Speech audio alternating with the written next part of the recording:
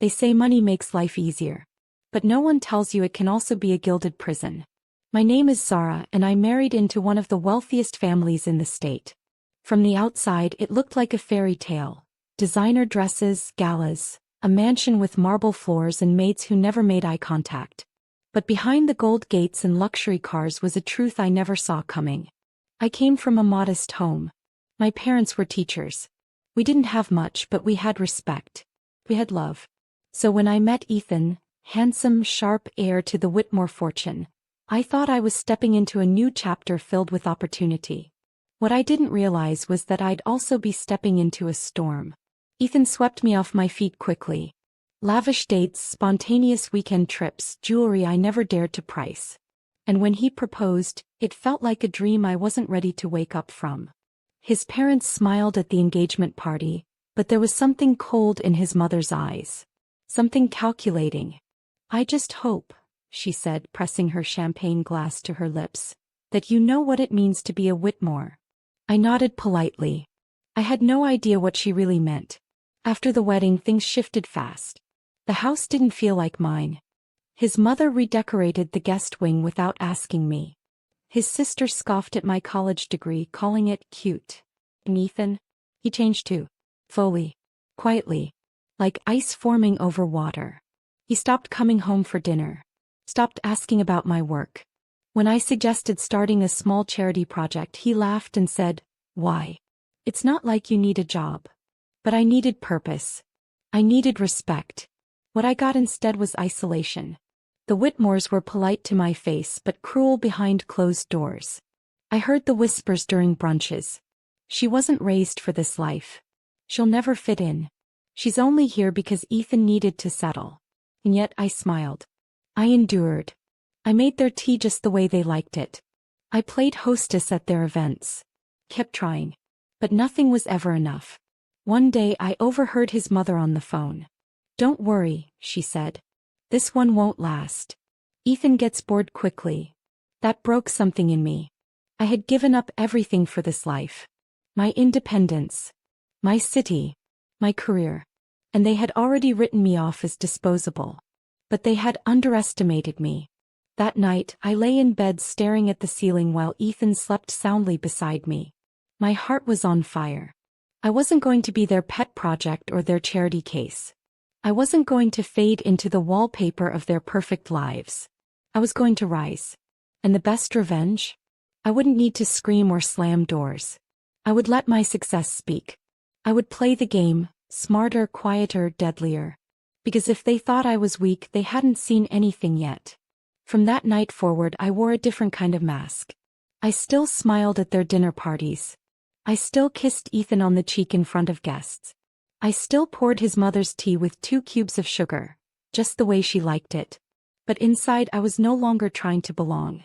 I was observing, learning, strategizing. The Whitmores had a legacy to protect. A business empire built over 3 generations, rooted in real estate, luxury hotels, and political connections. Ethan was the golden boy, groomed from birth to inherit everything. But what no one really noticed was that Ethan wasn't very bright. He had charm, yes. He could bluff his way through interviews and investor calls. But behind closed doors he relied heavily on his father's advisors. And when his father fell ill and retired early, it became painfully clear that Ethan was out of his depth. I watched as he fumbled through meetings, ignored emails, missed opportunities, and still the family protected him, covered for him, pretended everything was fine. One night after a tense board dinner, Ethan came home furious. "They don't respect me," he snapped, tossing his tie on the floor. "I've been running this place for a year and they still treat me like a child." I said nothing. "You think I don't notice how they talk over me in meetings?" He poured himself a drink. "Maybe I should let the whole thing burn and be done with it." I stared at him, something clicking into place. He didn't want the empire. He didn't know how to carry it. He was drowning, and pretending to swim. But I had been watching. Quietly soaking up everything. Every contract. Every deal. Every key player in the company. I knew more than I let on. Much more. I started showing up at his office under the pretense of bringing lunch. I smiled at the assistants. Sat in the corner during meetings as Mrs. Whitmore. No one questioned it. No one expected anything of me. But I listened. I took notes. I saw the gaps, the inefficiencies, the egos, the blind spots. That's when I began building my plan. I took an online MBA program under a different name. Spent nights learning financial modeling, business law, and strategy. I reconnected with a mentor from college who now ran her own investment firm. We started meeting monthly for coffee. I asked questions. Learned to read people the way they read balance sheets. Then I started a company of my own. It was small at first. Just me and 2 women I trusted, former colleagues from a nonprofit I used to work with. We created a boutique consulting agency focused on luxury branding for women-led businesses. I kept it quiet. Used a different last name. No photos. No interviews. Within a year we had 5 clients, all word-of-mouth referrals. And we were good, very good. The kind of good that made people talk. That made our name pop up in places the Whitmores frequented. One afternoon, while his mother was having tea with a senator's wife, I heard her mention our company name. "They've been getting a lot of attention lately," she said. "Very polished. A bit bold, but women seem to love them." I smiled as I poured more tea into her cup. She had no idea. I didn't need their approval anymore. I didn't need Ethan's love. I was building something of my own, something that couldn't be taken, mocked, or rewritten. But I wasn't done yet. Because one day the Whitmore board was going to come knocking. And when they did, I'd be ready, not to ask for a seat at their table but to flip the whole thing over. It was no longer about proving myself to them. It was about proving to me that I'd never been the problem. They had treated me like background noise. Like decoration. Like a placeholder in a world of power suits and bloodlines. I'd be the storm they never saw coming. The Whitmores never saw me coming. That's the thing about people who think they're above you. They rarely look down until the ground beneath them starts to shift. By the second year of running my consultancy, we had contracts with 3 high-end brands that used to belong to Whitmore-affiliated firms. My team had grown, our reputation was solid, and despite working under a different name, I had begun to hear whispers, curious investors wanting to know who the woman behind the brand was. I didn't step into the spotlight. Not yet. I wasn't ready to face them head-on, not until I could do it on my own terms, with leverage, not emotions. Ethan still thought I was spending my days redecorating the townhouse. I let him. It was easier that way. He'd come home late, usually tipsy, talking about how the board didn't respect him and how he'd fix everything soon. He started snapping at me more often, over dinner being too cold or the wrong wine on the table. I didn't react. I just smiled, took note, and quietly kept building. Then one evening he came home drunk and careless, waving a manila folder. "Guess who's begging for help now?" He laughed, slurring his words. "One of our sister firms is drowning. Pathetic. They're losing clients to some boutique agency run by women. Can you imagine?" My blood ran cold. I already knew who he was talking about. Me. He tossed the folder on the counter. "Honestly, babe, I don't know how these women-run businesses keep cropping up. Most of them are all fluff and branding. No real substance." I said nothing. Just gathered the plates and excused myself. But my hands trembled as I washed the dishes, heart thudding with fury and a touch of something else. Power. He didn't know. And that was the sweetest part. A few weeks later, the firm he mentioned reached out to us for a private pitch. They were desperate. Revenue dropping. Leadership shaky. I walked into that boardroom in a tailored navy suit, heels sharp enough to draw blood, and introduced myself by my business alias. No need for the Whitmore name now. They hung on every word I said. We signed the contract the next week. And then, the phone rang. It was Ethan's father. Weak, voice gravelly from illness but still sharp. "I've heard you've been doing quite well," he said. I paused. "I've been busy." "There's a board opening," he said. "We need fresh perspective. You've shown business sense I didn't expect." There was the acknowledgement I never asked for but always deserved. "I'll think about it," I replied. And I did think about it, for about 30 seconds. Then I drafted my proposal, walked into the next board meeting with a 30-page strategic analysis, and laid out a plan that would save the company millions in 3 quarters. They listened. They nodded. And at the end of the meeting they offered me the seat. Ethan didn't speak the entire time. Afterward he cornered me in the hallway. "You've been playing me," he hissed. "No," I said calmly. "I've been watching you play yourself." He stared at me like he didn't recognize the woman standing in front of him. And maybe he didn't. Maybe the woman he married, the quiet girl who tried too hard to impress his family, was gone. Maybe she died the moment he laughed at her dreams and told her to stay in her lane. I had found a new lane. One they couldn't block. By the end of that fiscal year I was sitting on 3 boards, including a non-profit empowering female entrepreneurs. My business tripled in valuation. I was asked to speak at a leadership conference, where I delivered a keynote titled, "Underestimated: How Women Rewrite the Rules." When I stepped off that stage my inbox flooded with messages. Even one from Ethan. All it said was, "Dinner sometime? Just to talk." I never replied. Not because I was angry. I wasn't. I had simply outgrown the table he once forced me to beg at. Now I built my own. He was just another story in a past I no longer needed to explain. Success didn't taste like champagne or applause. It tasted like quiet mornings, like waking up without the weight of shame sitting on my chest. It tasted like being in rooms I was once told I wasn't good enough for, and owning them. By now the Whitmores had stopped pretending I was invisible. In fact, they stopped pretending altogether. Ethan's father, Harold, was forced to retire early after internal reviews showed years of unethical financial decisions under his leadership.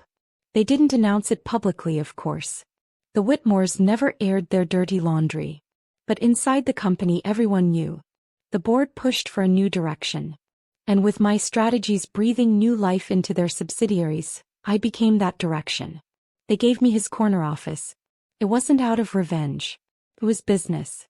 But I won't lie. It felt poetic. The same man who once told me at dinner, "We made you.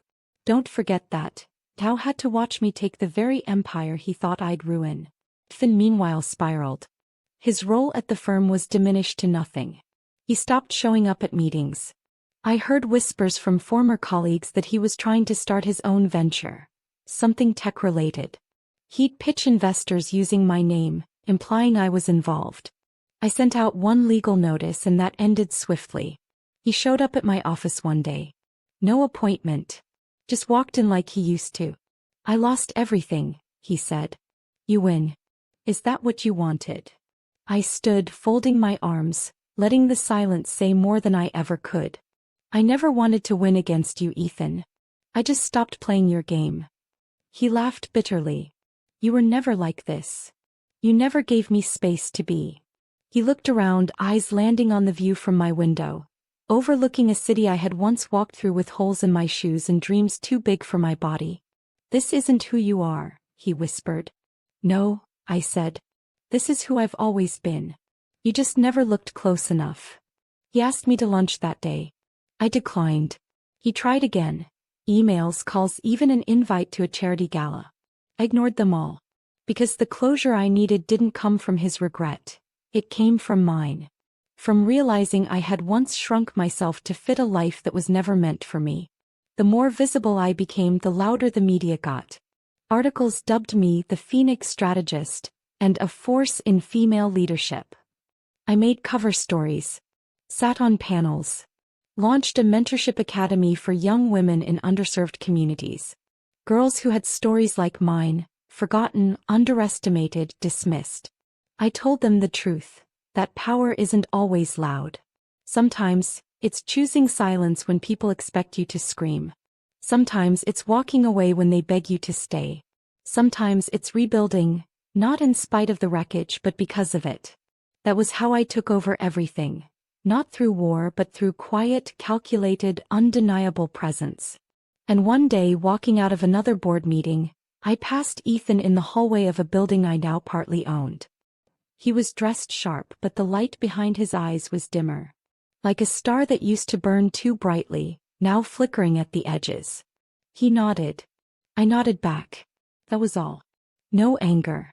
No revenge speech. Just a woman who'd risen from the ashes, walking past the man who once called her deadweight, while she carried the weight of her own empire. I used to think power looked like control. Like raised voices and slammed doors. Like boardroom domination and winning every argument. But real power was sitting at a table full of people who once laughed at your dreams, and watching them lean in when you spoke. A year after my final encounter with Ethan, I stood on the stage of an international leadership summit, being introduced as the keynote speaker. The crowd was massive. Industry leaders, politicians, investors, and women, hundreds of them. Women who, like me, had once been told they were too emotional, too soft, too naive to lead. They didn't know every detail of my story. But they didn't need to. They felt it in their bones the way I had once felt it in mine, being underestimated. I spoke about failure, about shame, about being silenced in rooms I earned my way into. And I spoke about rising, about using the very bricks they threw to build something stronger, something untouchable. When the applause came, it wasn't just for me. It was for every woman who had been told to stay quiet, to take what she was given, to be grateful she was even in the room. After the summit, I flew back home. My schedule was still packed. Interviews, strategy sessions, workshops. But I made time for quiet. I made time for me. I returned to the tiny apartment where I once cried myself to sleep, now preserved like a museum of my beginnings. The walls still carried echoes of who I used to be. But I didn't flinch walking through the door this time. I smiled. I sat on the old couch. Opened a worn notebook where I'd once scribbled plans I was too scared to say out loud. And I read every single one of them. Most had come true. But one note caught my eye. A sentence I wrote the day Ethan called me dead weight. I will become the weight they can't carry, the proof they were wrong. That note became my mantra. My mission. I framed it, placed it in my new office above the bookshelves that held awards I never chased, only earned. But karma, as it always does, had one last surprise. A major company, one that once rejected my proposal without even reading it, reached out for a partnership. Their CEO, I discovered during our call, was a friend of Ethan's. Had even attended our wedding back then. He didn't recognize me at first. "You have quite a reputation," he said. "We'd be honored to collaborate." "Funny," I replied. "I remember submitting a pitch to your company 5 years ago." He paused, then laughed nervously. "I must have missed that one." "You did. But I didn't. I accepted the partnership, not for validation but because it aligned with the mission I built. Because I wasn't here to settle old scores. I was building new worlds. And then, just when I thought my story had settled into its arc, I received a message. From Ethan. Not an apology. Not a plea. Just one line. "I see it now. Everything." I stared at the screen for a long time. Then I deleted it. No reply. No need. Because the woman he once dismissed had already made peace. Not with him, but with herself. He was a chapter. I was the story. And I had only just begun. Like, comment, share, and subscribe if you believe that every woman who's ever been counted out deserves her rise. Let's tell the world. The quiet ones don't stay quiet forever.